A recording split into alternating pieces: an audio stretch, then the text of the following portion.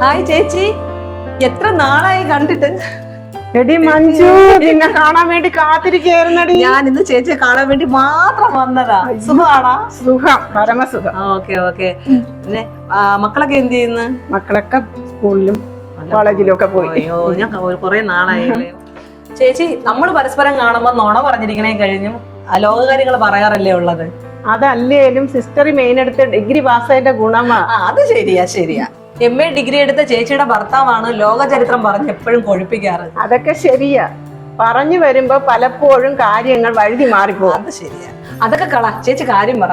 ഭരണ വിവേചനത്തിനെതിരെ പോരാടിയ നെൽസൺ മണ്ടേലയാണ് ഞാൻ ചരിത്ര പുരുഷനായി കാണുന്നത്. ആണോ? ഞാനേ അടിമത്തത്തിനെതിരെ പോരാടിയ എബ്രഹാം ലിങ്കനെ നമുക്ക് മറക്കാൻ കഴിയില്ലല്ലോ.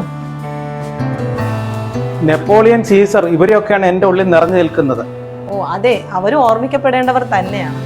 ഇങ്ങനെ ഇടയ്ക്കിടെ കഴിക്കുന്ന വില കൂടിയ വിദേശ മദ്യങ്ങളാണ്. ഞാൻ ഏറ്റവും കൂടുതൽ ബഹുമാനിക്കുന്ന അധ്യാപകരെയാ. ആ ശരിയാ. ഭാവി തലമുറയ്ക്ക് അറിവ് വരുന്നത് അവരൊക്കെയാണല്ലോ. നമ്മുടെ രാജ്യം സമ്പൽ സമൃദ്ധമാകുന്നത് കർഷകരിലൂടെയാ. എനിക്ക് അവരോട് അതിയായ ബഹുമാനം തോന്നാറുണ്ട്. നമ്മൾ യഥാർത്ഥത്തിൽ ഇഷ്ടപ്പെടേണ്ടതും ബഹുമാനിക്കേണ്ടതും ജവാനെയാണ്. ആ അതും ശരിയാ. ശത്രുരാജ്യങ്ങളിൽ നിന്ന് എല്ലാം മറന്ന് നമ്മളെ രാജ്യത്തെ സംരക്ഷിക്കുന്നത് അവരാണല്ലോ. ഇതാണ് അങ്ങേരുടെ ബഹുമാനായ ജവാൻ.